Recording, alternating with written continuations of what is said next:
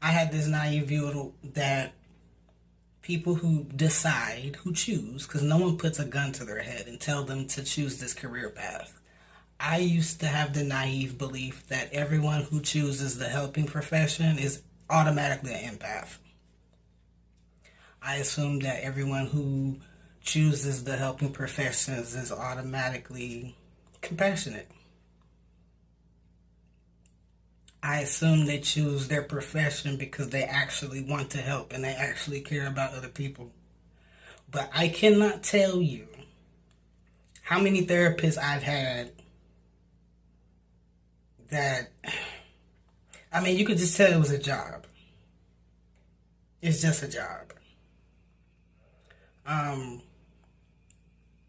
I've dealt with psychiatrists who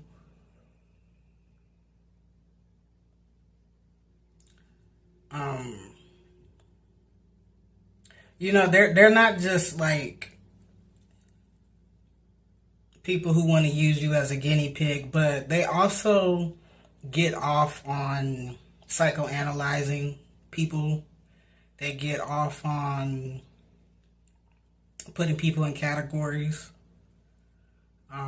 They get off on comparing patients. They get off on having some sort of power trip.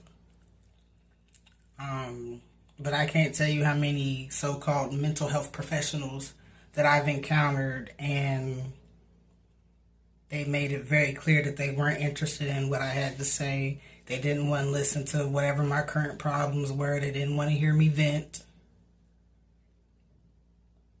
And the crazy thing is, one of these individuals was actually a S-word coordinator. You know, when you delete yourself, that word. And I can remember being on the phone with her because she was ordered to call me back after a stressful weekend. And I remember, this was like 2 years ago, but I remember trying to talk to her on the phone about what was going on with me, and she didn't even hide her disinterest in her voice. How are you the S-word coordinator and you don't even care what I'm saying?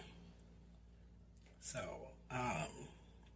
but going back to Joshua chapter 1 verse 5, the reason why I bring this scripture up and it's on my mind is because this awakening from the mental health system has proven, shown, and confirmed to me